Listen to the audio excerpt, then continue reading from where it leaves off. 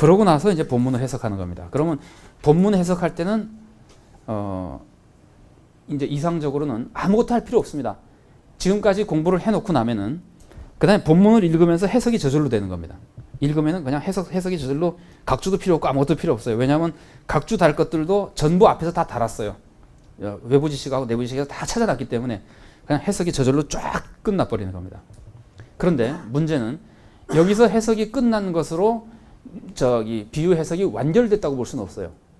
일단 알만큼 알아가지고 본문을 해석한 다음에 그 다음에 다른 문맥과의 관계를 한 번 더 확인해 볼 필요가 있습니다. 그래서 정말 그것들이 여기에 이 본문에 이런 메시지를 주는가도 확인하고 어느 만큼 강조해 주는가 아니면 어느 만큼 보완해 주는가 어느 만큼 고쳐주는가 하는 것을 잘 봐가면서 문맥 연구라고 하는 과정을 거쳐서 본문의 의미를 잘 파악할 필요가 있습니다. 예를 들면은 문맥 연구에서 제가 예를 한 가지만 거기 써놓은 것만 말씀을 드려볼게요.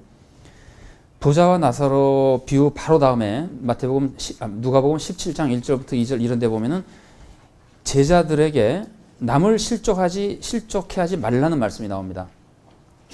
그랬을 때 이게 부자와 나사로의 비유와 연결이 되겠느냐 하는 문제예요. 부자와 나사로의 비유와 남을 실족해 하지 말라는 얘기가 연결이 되겠냐고 하는데 무조건 가까운 데 있는 것은 일단 연결을 하게 됩니다. 이 듣는 사람의 입장에서는 아무리 다른 주제를 하더라도 오늘 듣고 한 주에 듣는 게 아니라 오늘 설교를 쭉 하면서 듣는 거는 연결을 해보게 됩니다. 그래서 이제 이런 것들이 그러니까 지리적으로 가까이 있는 거는 일단 연결을 해보게 돼요. 그래서 연결하면서 새로운 주제로 바뀐 것인지 아니면은 서로 보완작용을 하는지 확인하게 되거든요. 멀리 있는 거는 관계가 있는 것만 끌어오고 가까이 있는 거는 일단 붙어 있기 때문에 같이 봅니다. 그런데 이때 이것이 도움을 주는 것은 부자와 나사로의 비유에 있어서 그 부자가 천국에 못 온 이유는 부자로 살았기 때문이에요. 그러면 부자로 살지 않고 천국에 가려면은 어떻게 해야지 그런 것을 할 수 있게 됩니까? 어떻게 해야 되냐면은 모세와 선지자로부터 배워야 돼요. 그죠? 부자와 나사로의 비유에서 보여주는 또 하나 중요한 메시지는 이 사람들이 성경에서 그걸 배우면은 아니면 성경에 나온 그걸 배운 거를 이제 그대로 살면은 구원의 길로 가는 거거든요. 그런데 그거를 가르쳐 주는 사람이 제대로 가르쳐야 된다는 것이 거의 암시되어 있습니다. 그러니까 부자와 나사로의 비유는 모세와 선지자가 있긴 한데 이 사람들이 안 읽어도 문제지만 읽어도 맨날 무슨 말인지 모르고 읽고 해설자가 바리새인이나 서기관들이 있으면서도 하나도 안 가르쳐주고 그럼 이 사람들 다 지금 지옥 갈 거 아닙니까? 그죠? 그러니까 가르쳐줘야 된다는 말이 암시되어 있는데 그 암시된 내용이 17장에서 표면으로 탁 튀어나오는 거예요. 너 다른 사람 제대로 안 가르쳐줘가지고 제대로 살지 못하게 만들면은 이거는 그 뜻만 있는 건 아니고요. 둘을 연결시킬 때 나오는 겁니다. 안 되면은 너 책임을 제대로 다 못한 것이다. 이렇게 되는 거거든요. 그러면은 남을 실족해 하지 말라고 하는 것은 잘못 가르치는 것도 포함되죠. 그죠? 그러면 교사가 아니면 우리말로 해서 목사가 교인들을 잘못 가르치면은 교인들이 매주일 성경을 접하면서도 하나님의 뜻대로 살지 못하고 지옥에 갈 수 있는 소지가 있습니다. 그러면 잘못 가르치는 것 중에 누가복음 17장 1절부터 2절에서 실족해 한다. 그러면 잘못 가르치는 거라고 우리가 연결해서 풀었을 때 잘못 가르치는 것 중에 중요한 내용이 뭡니까? 뭐죠? 잘 먹고 잘 살아도 천국 간다. 큰일 났네요. 예, 그러니까 재물을 아무렇게나 사용해도 괜찮다는 이미지를 주면은 교사가 자꾸 성경을 가르치면서 그러면은 그 사람은 꼭 옛날 부자가 종교 생활을 하면서도 실족한 것과 똑같은 모습으로 만들어 놓는 거 아닙니까? 그렇게 볼 때 이 부자 나사로의 비유가 이제 문맥 연구는 두 가지 방향으로 합니다. 다른 문단에서부터 본문 해석에 어떤 영향을 받는가도 봐야 되고 또 이 본문이 다른 본문을 어떻게 영향을 미치는가도 봐야 됩니다. 그래서 16장 19절부터 31절에서 암시되어 있던 메시지가 17장에서 튀어나오면서 17장에 나오는 중요한 메시지로서 하나는 이거는 누가복음이 많이 얘기하는 아주 중요한 주제고요. 재물의 올바른 사용을 교사가 아니면 목사가 잘 가르쳐 줘야지만 이렇게 부자같이 지옥에 가는 슬픈 사람이 생기지 않는다. 이런 것들이 이제 이을 때, 물론 다른 메시지도 많이 있습니다. 이을 때 그런 것들을 찾을 수 있는 것이 이제 문맥을 연구하면서 우리가 발견할 수 있는 것들이라고 볼 수 있습니다. 이거는 아까 말한 대로 예상과 회상 이런 것들이 다 한꺼번에 연결되는 거죠. 아까 예를 들어 반대되는 거라고 보면은요. 예수님이 누가복음 4장에서 돌로 떡이 돼서 먹으라 할 때 예수님이 뭐라 그러죠? 사람이 떡으로만 사는 것이 아니다. 이러면은 이 떡으로만 사는 것이 아니라 하나님 말씀의 중요성이 강조됐잖아요.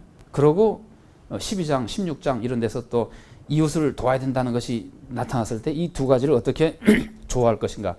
그러니까 그 부자 나사로의 비유 설교는 한계가 있으니까 할 수 없겠습니다만 그래도 재물을 똑바르게 사용해야 된다는 걸 강조하는 건 괜찮지만 재물만 잘 사용하면 무조건 천국 간다고 해버리면은 사장하고 또 걸리는 거예요. 그러니까 조심조심 강조할 건 강조하면서도 왜곡되지 않도록 하거나 아니면은 성경처럼 하루 이걸 강조했으면은 그 다음 주에 이걸 강조하는데 그 강조한 두 개가 모순이 안 되게 해요. 이런 것들이 어쩌면은 설교에 필요한 자세인지도 모르겠습니다. 제가 신학교 다닐 때 설교학 교수님이 설교에서 제일 문제가 많이 되는 거를 하나 집어 가지고 찾아오라 그랬는데 어느 학생이 그 얘기를 했어요. 2주일 설교를 들어보면 그게 제일 중요하고 그 다음 주일 설교 보면 또 그게 제일 중요하고 그런 모순을 좀 느낄 때가 있다 그랬는데 근데 제일 중요한 거는 상관이 없는데요. 두 개가 막 서로 막 부딪힐 때 성경도 부딪히는 경우가 많거든요. 그런 것들이 조화를 이루게끔 해석하는 것은 이런 문맥 연구를 통해서 이루어지는 것들입니다. 그 다음에 뭐 적용은 그 목사님들이 물론 많이 하시는 것들인데 이런 연구가 정리된 다음에 그 비유에서 나온 의미들을 우리가 현재 살고 있는 교회에 맞게 적용해야 되겠습니다만 이 작용은 이런 작업은 그 해석자가 청중이 다 다르기 때문에요. 해석자가 자기에게 직접 필요한 현실에 맞춰서 적용해야 될 것이다. 이렇게 짐작할 수가 있죠.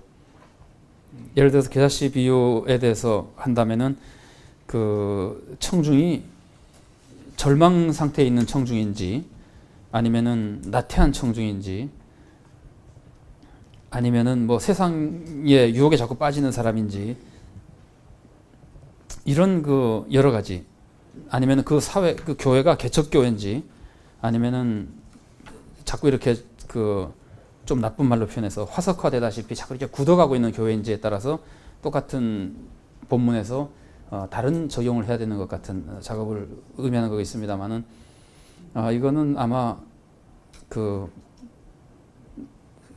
정말 이건 우리 한 사람 한 사람이 각자 하는 방법밖에 없으리라고 생각됩니다. 맺는 말 한두 가지만 그냥 말씀드리고 마치도록 하죠.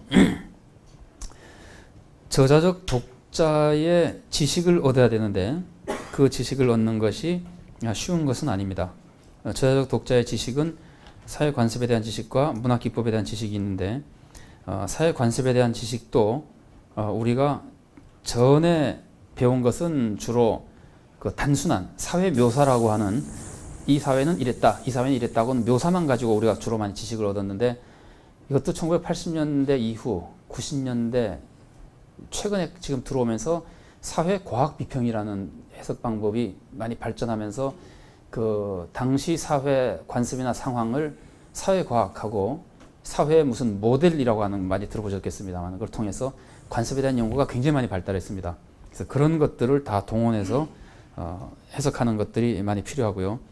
우리나라에도 그 1990년대 후반부터는 문학 비평적인 해석에 대한 연구서들이나 또 사회 관습에 대한 여러 가지 책들이 조금씩 나오고 있습니다. 그래서 그런 것들을 참고하시면은 도움이 많이 되실 거라고 생각되고요. 아까 제가 말씀드린 대로 이 그 작업이 그 단순한 작업은 아닙니다. 시간이 굉장히 많이 필요한 작업들입니다. 여기서 신학생들이나 신학을 주로 공부하는 데 관심 있는 분들은 계속해서 하시기가 괜찮으시겠습니다만은 목회 현장에서 다 하시기는 쉽지 않을 겁니다. 그냥 그러나 제가 기대하는 것은 이런 그 아이디어를 조금 가지고서 본문을 보시면은요. 그동안에 이렇게 간과하고 넘어갔던 본문의 의미를 이해하거나 도움을 받는데 어느 정도 유익하리라고 생각됩니다. 그리고 이제 이거는 비유만이 아니고 적어도 복음서하고 사도행전에 대해서만큼은 그 5권이 다 이야기글 형태로 되어 있기 때문에 해석하는데 참고가 좀 되리라고 생각됩니다.